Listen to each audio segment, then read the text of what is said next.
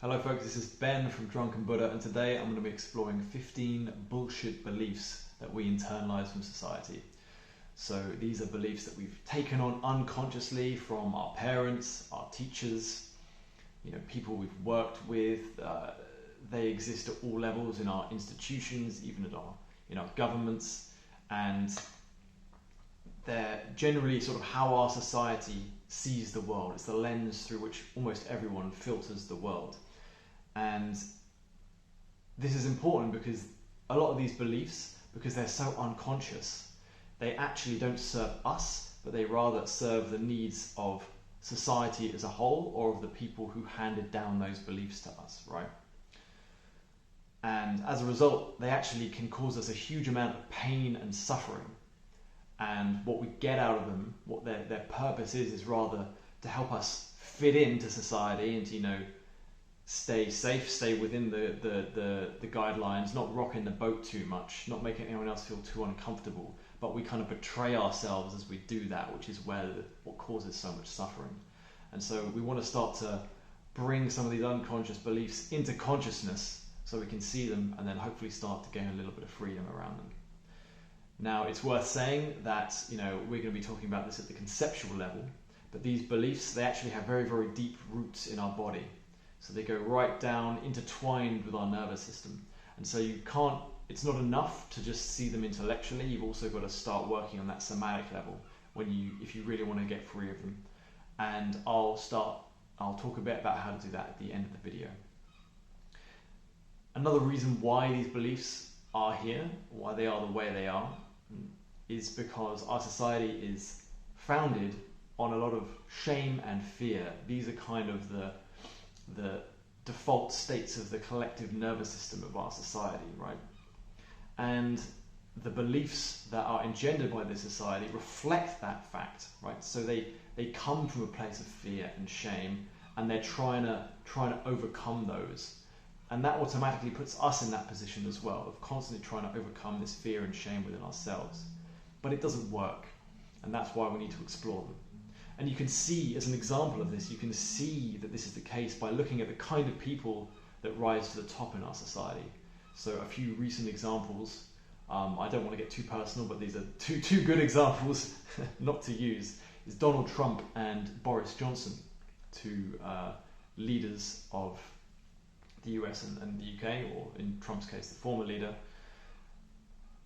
One aspect or characteristic they both share is being compulsive liars. They lie continuously, almost to a ridiculous degree. But why? The only reason people have for lying so compulsively is fear and shame, because they are afraid of the consequences of telling the truth. And that sentence could almost summarize, that part of our society from which these beliefs come. We're sort of collectively afraid of telling the truth. And so hopefully this video will enable us to take a step towards that. So I'm going to jump into these 15 beliefs. Number one is that you need to prove yourself to be worthy of respect and love, and to feel self-worth. So as you'd expect in this shame-based society, just existing is not a strong enough basis, we believe, to be loved, to be respected, to be worthy. Instead, we feel we need to become something more, become something better, achieve some place in society, some state, some role perhaps.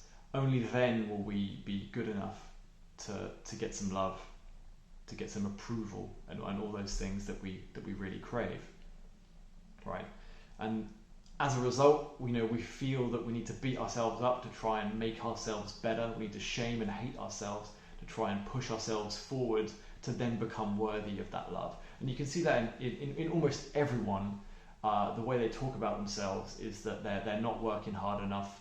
They're not. They should be doing this. They should be doing that. The default is this kind of self-hatred, which is reflecting this belief that they're not worthy of love and they need to prove themselves in some way, right? But the truth is that, who gains from this? Well, society as a whole gets a certain narrow benefit from this, in that a lot of the people in society are then constantly pushing themselves to try and sort of improve themselves. They're working harder, which is good for GDP. Or conversely, they feel so bad that they're consuming tons of stuff to try and make themselves feel better, to numb themselves out, which is also good for GDP. But the truth is, you don't need to prove yourself. Who made that up? It's just a thought. It's an idea. It's a belief. It's not true. Just existing, everyone is enough by themselves. What would they possibly have to do? What could they possibly do? Now, like I said at the beginning, I want to reiterate, intellectually knowing that you don't need to prove yourself is one thing, but to actually embody that and to feel it as a felt sense of your existence is a completely different thing. So I'll mention that at the end. On to belief number 2. This is the idea that you need to be busy, productive, and efficient. So this is sort of one of the core ways in which we try and prove ourselves. We're a very work-centric society, right? And you're considered to be a good person if you are constantly busy, you're producing a lot, and you're extremely efficient. And contrary-wise, anyone who doesn't quite fit that bill is somewhat lesser, is lacking, is less than, is less worthy. And we're even punished if we don't want to conform to this narrow belief, right? So you can imagine at school, for example, if you aren't particularly interested in fitting into the mold of busy and productive and wanting to study, which you may not, because who wants to sit there, sit at a desk for 8 hours a day when you're 11 years old? And you're punished. School holds with it, and so does work. School and work both have this unsaid silent threat of violence if you don't play along, right? So it's like you're going to be busy and productive and efficient, or else. And you can see how people who are productive are glorified. You just listen at work about how people talk about themselves and how people talk about people who are productive and busy and efficient, right? They get huge amounts of praise and money and so forth. It's these people are revered, right? And again, who wins from this? Is it the people themselves who are pushing themselves to be productive every day of their life for decades? No, because if you talk to them, those workaholics, they're miserable. They're doing it as a strategy to try to feel safe and get love. They're not doing it out of authentic desire to be hyper-productive. You know what I mean? Who gains out of it? Well, businesses gain from it. People at the top of businesses, governments, that kind of thing. The actual people being productive rarely actually get. They get brief glimpses of feeling secure when they get a bit of praise, a bit of approval. But then that swiftly is overtaken by that shame and fear again, and they have to keep going and going and going, and it never ends. Número 3. That success, the definition of success is money, achievement, status, and power. So you can see this belief operating. Just open a magazine, look at television, look at who's revered in our society. It's the athletes, it's the mega business people, the billionaires, pop stars, supermodels, all powerful people in general. That's what's seen to be a successful human being. They've won the game of life, if you've achieved that point. And it's even more subtly behind this belief is this idea that it means something about who we are, that we've achieved this or that we have that much power, that it says something about us fundamentally, about our fundamental essence. And that just isn't true. And again, you can go talk to these people who've got a lot of money, achieved a lot of success, and they say, I like, there's a quote by Chris Evans, who is a British radio DJ. He says, when you get to the top, you realise there's nothing there, right? It's just empty. It's just, it cannot ever make you feel whole within these accoutrements outside of you, right? And it's this definition of success is relative. It's you can define success however you want. It's entirely relative. And so I'd love to see a definition of success that moves more in the direction of people who feel comfortable in themselves, who are authentic, genuine, capable of love and compassion, who are less selfish. Because actually a lot of these people who pursue money and power, they're very afraid, and so have to be very selfish to cope with that fear, and they're pursuing all these things to try and cope with that. They have to be selfish at a very unconscious level to survive because they're very afraid. Number 4, this is related to these first 3. There's this idea that there is some objective hierarchy of value and worth. That out there somewhere there's some big list of what makes you a good human being and a valuable person worthy of love, and there's this big hierarchy of all the different, all 8.5 billion people in the world, or however many it is now, and it's like, you can find yourself somewhere on this list and be like, oh, you're like number 6,743,812. Like, Ben, you've got to step it up. You're in like the you're in like the bottom 25% there, man. Like, what are you doing? And then give yourself a kick up the arse, dude. But where is this objective list of hierarchy and value? It doesn't exist. It's not anywhere. Again, it's a relative construct, and if we try and live our lives on this basis, it'll be extremely painful because we're constantly comparing ourselves. And that kind of self-comparison is just a straitjacket that will just strangle you for the rest of your life. And everyone's running on this idea that this thing exists somewhere, but it just doesn't. But it does exist as a kind of a somatic contraction, right? Everyone has this sense of being either less than or better than someone else, right? We get it in this sort of this grip maybe in the stomach or the chest, like when we're around certain people, and that's what needs to be explored to try and loosen this up, because life gets a lot freer when you're not judging yourself on some apparent imaginary list of value. Number 5 is the idea that you need to be special. Again, this is kind of related to these early ones, but that just existing is not enough. Again, it's this core idea. Just existing is not enough. You need to do something special. You need to be wonderful or fantabulous or incredibly talented in some way. And that if you're not, if you don't have some particular characteristic or thing that you do that makes you stand out, you're doing something wrong. There's something wrong with you, and you need to step up your game. And it's also worth noting that what the list of activities that you can do make you special is quite circumscribed.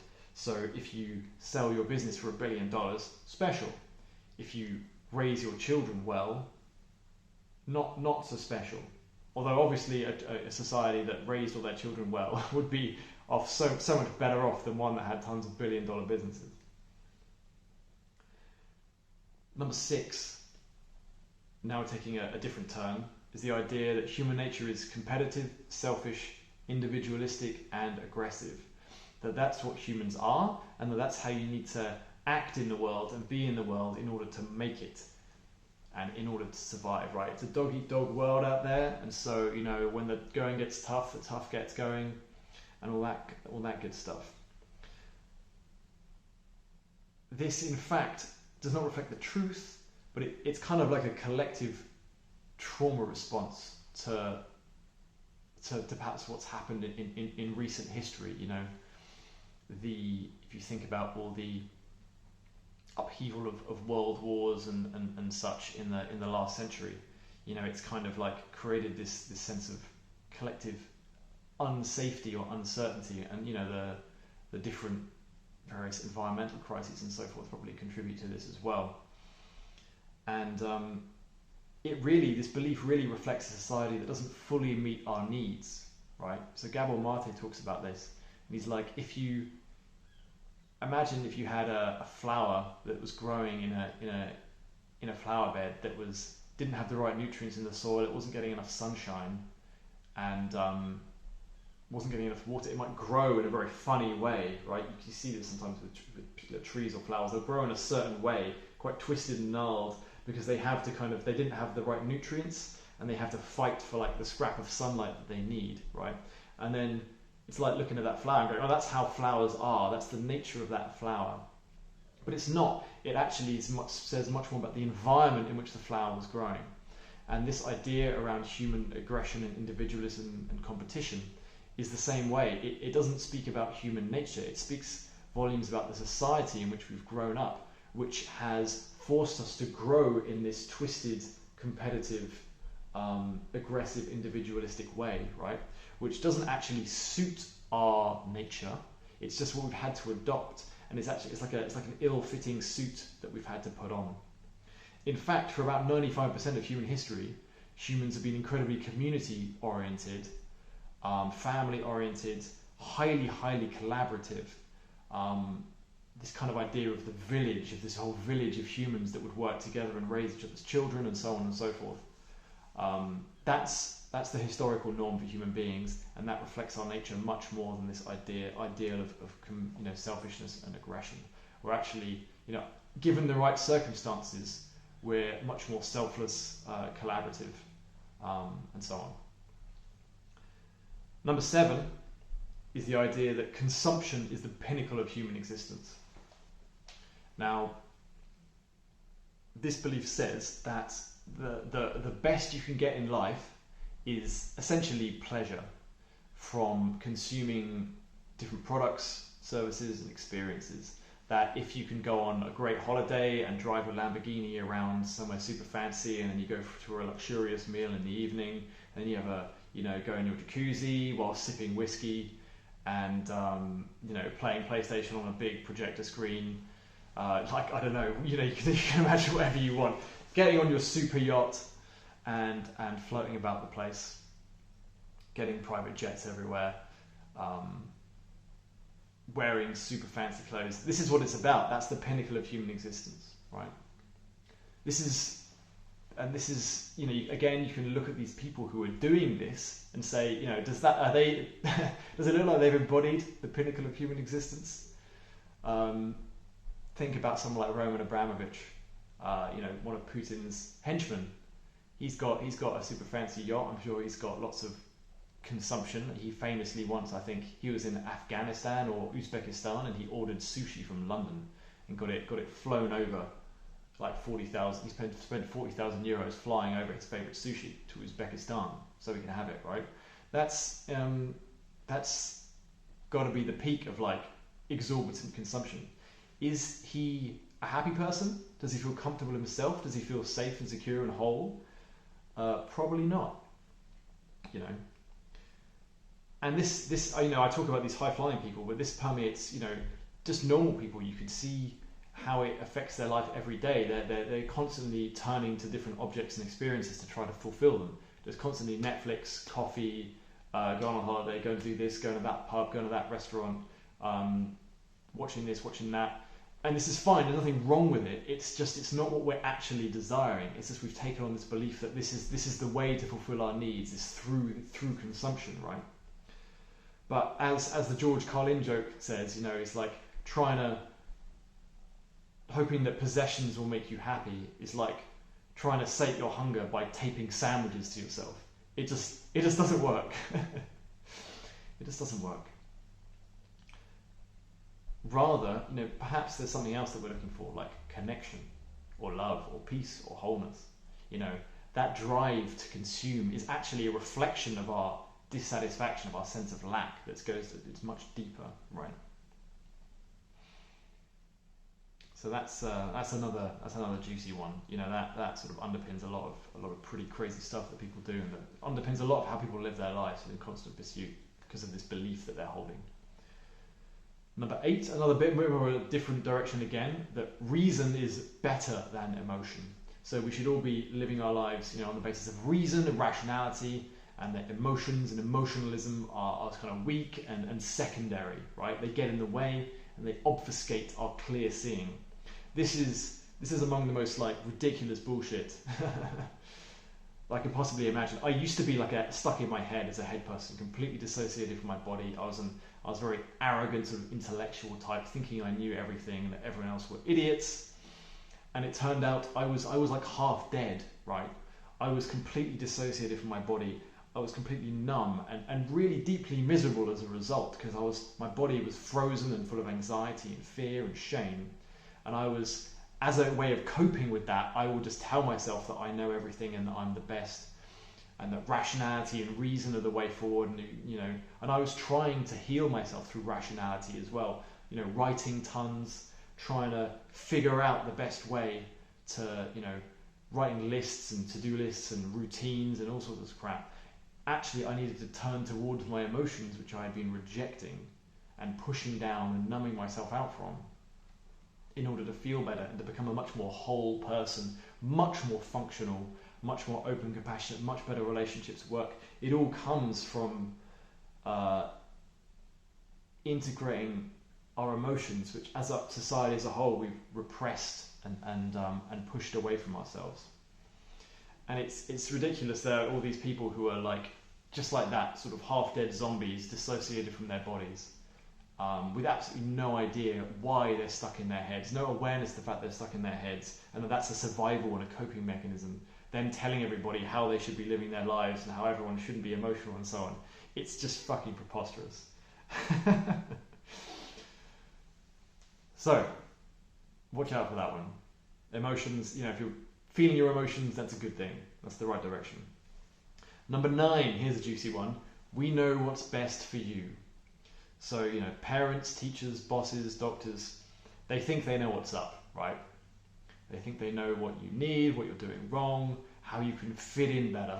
But that's all they're trying to do. They're trying to make you less of a problem for them, right? They're trying to say, oh, you're doing it wrong because you're causing a fuss. You're rocking the boat.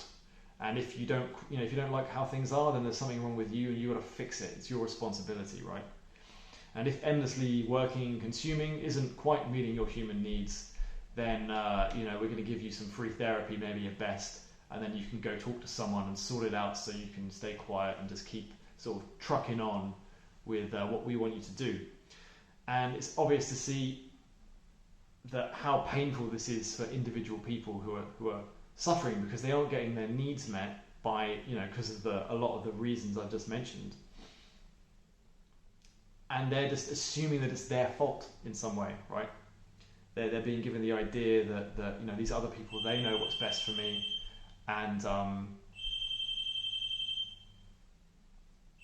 I'm gonna have to pause and edit this out later because someone is ringing the doorbell. This basic idea is that if you feel a bit off, then it's nothing to do with them because they know what's best for you, right?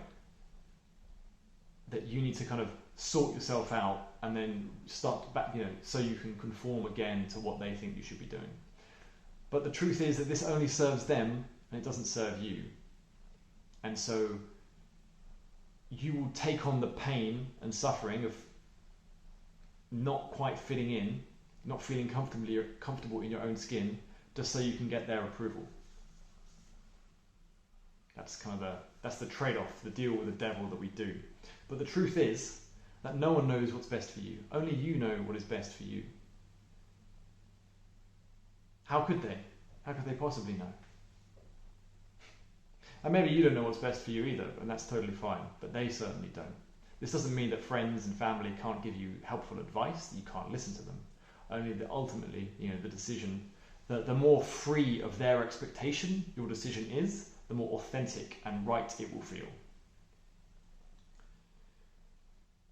Number 10 is the idea that everyone is free to choose how they behave and how they think. So if you observe how people talk about other people and their behaviors, either in person or in newspapers and things, in the headlines that they write, there's this constant assumption that everyone is freely choosing to behave in the ways that they're behaving. Right? That they're free agents, humans are all free agents, and if we do something, it's because we've freely chosen to do that, and that therefore if it hurts someone, that person is bad. They've chosen to hurt someone, right? And also the implication is that if we can't make ourselves do something, that we're weak, that we're weak-willed, that there's something sort of wrong with us, that we're not trying hard enough. And this is, again, total bullshit. Humans are deeply, deeply conditioned beings, right? So the motivations, the things that drive us go really, really deep down into our unconscious mind and our unconscious body. And there are incredibly powerful survival forces that are programmed, when we were babies, when we were toddlers, that are actually running the show by and large, right? And the narrative mind, the prefrontal cortex, can do nothing when the the reptile brain, the mammalian brain, but in particular the reptile brain, starts to feel threatened or thinks, if it wants to do that, it's like you can imagine it sort of the relationship between these deep unconscious parts of ourselves and that little narrative mind on top is like an elephant and a rider. It's like the rider thinks it's steering the elephant because it can tell the elephant, sometimes it can say go left, go right, and the elephant will do what it says. But when push comes to shove, if the elephant wants to go left, the elephant's going left, right? And it's in those places when we're triggered that we quite literally are hijacked, we lose control, and we can't actually, there's nothing we can really do. Yet the narrative we have as a society, the belief we have is that everyone is free to choose how they behave, which is just not true, and it ends up causing a huge amount of suffering. We're all shaming and blaming and judging ourselves for something that none of us can actually help. And that goes for this video as well. I know I've highlighted some people like Roman Abramovich or Boris Johnson or whoever. They fall into this category as well. They're unconscious. These people are unconscious survival machines that are just doing what their elephant thinks it needs to do in order to survive. Number 11. It's my fault. Or it's your fault. We take the fault on ourselves. So this is sort of related to this previous belief that, if we are unhappy, if things aren't working out, if we're depressed or anxious, that it's our fault. And it's our responsibility to sort it out. But, again, individuals exist in societies. And there are very powerful forces at play in societies that affect how we feel, how we're raised, the environments in which we're raised. Often, certain groups of people, women, ethnic minorities, have been oppressed for centuries, and they're carrying that in their bodies, and the structures of society make it much more, put a lot more pressure on them, which has a huge impact on their body and mind. And they're just born into that. There's nothing they can do about it. It's just another facet of their reality, right? There's a lovely cartoon I saw with like a forest that had been decimated, and there was a koala clinging to the trunk of one of these trees, just to the stump of what was left, and you can see it shaking with fear. And then there's someone with a clipboard going, it's like, oh, looks like you've got a mental health problem. That's apologies to the Australian accent. I assume it was an Australian cartoon because it had a koala. But it's like, it's just like we point at an individual and go, oh, they're not well. And there's like a decimated forest around this koala, which is obviously, how would it not be fearful and anxious? It's like the same things going on in our society, right? And yet we're taking the blame on ourselves. This is not to say that people don't have responsibility for themselves and accountability and so forth. It's just that you have to see the flip side as well, which is this larger picture of these very powerful forces in society that are impinging on individuals that they can do absolutely nothing about. The structures of the economy and politics and society. Number 12 is the idea that, conversely, it's their fault. It's their fault. There's this assumption that how we feel on the inside is a direct result of what other people are doing, and that they're responsible. So they're making us feel a certain way, right? So if I feel upset, then it's the other person's fault and that they are responsible for that.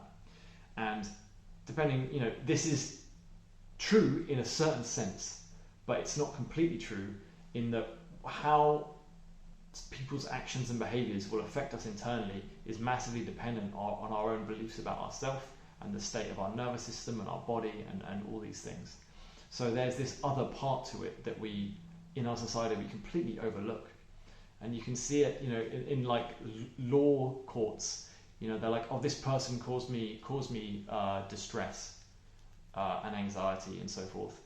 And it's, and people are getting sued because they're causing distress.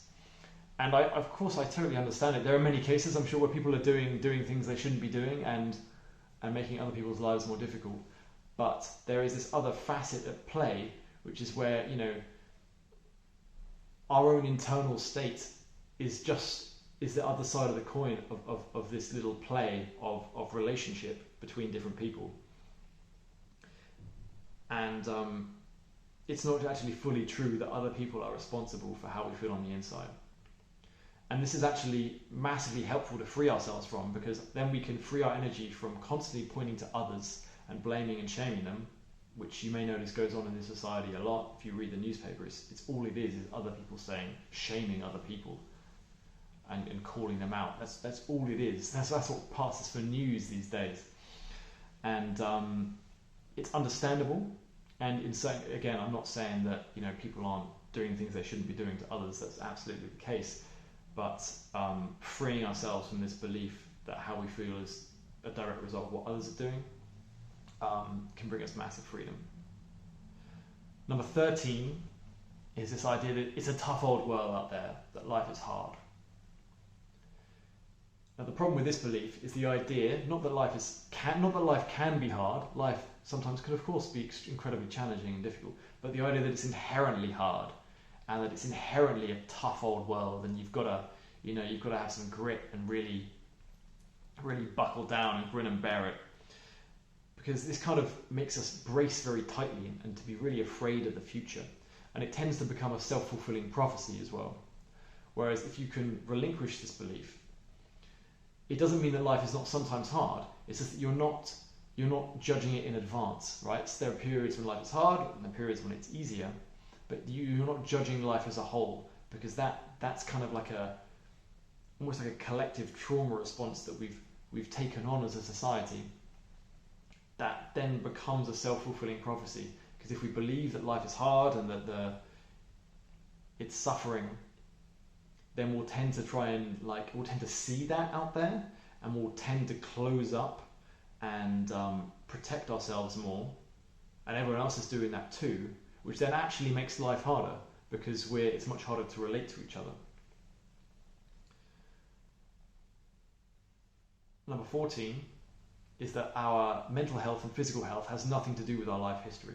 So this belief in our society and in the particular sort of medical institutions is that issues of the mental and physical sort are isolated. You can isolate them. You can just look at anxiety in a box, or you can look at a pain in your shoulder just in a box, and that there's going to be some cream or some surgery you can do to kind of sort these things out. Or you just go for six sessions of therapy and you just isolate this problem, you just work on it, and it disappears ideally, right? And if it doesn't, then I don't know, you try something else.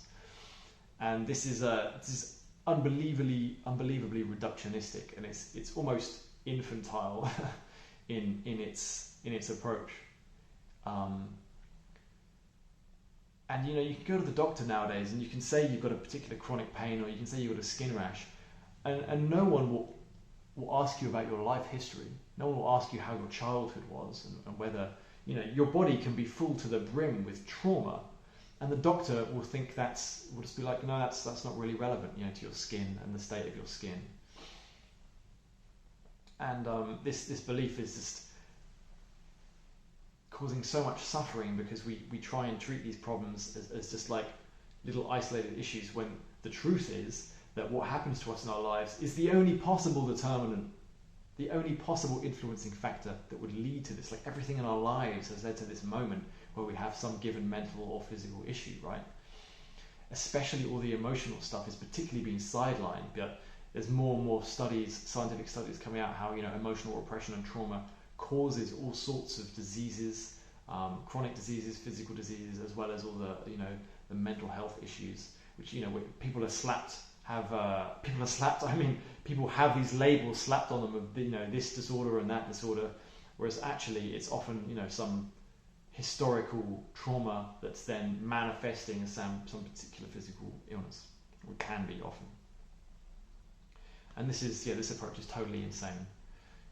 What has happened to us in our lives and what's happened within us as a reaction to that is the most important thing for determining why we are the way we are. Number 15, right? Here we are, the last one. That love and compassion aren't realistic. We can't afford love and compassion. That they're a waste of time. That they are, they're not going to give us what we need. There's no time for that. How are we gonna pay next month's rent with love and compassion? again, we can see how this is totally fear-based, right? This belief that it's somehow love is a very secondary or tertiary thing in our society, even though it's what everyone wants. All these things that I've mentioned so far, it's what everyone is striving for. Is just they're all here to try and get us love. They just don't work. And yet, when it comes to love itself, we believe that it's somehow we don't have time for it because we're afraid of it. Because we're afraid of opening up. Because love is terrifying. To just open up, to be vulnerable, to try to listen and help others. We have to sort of put ourselves on the line in quite a serious way in order to do that.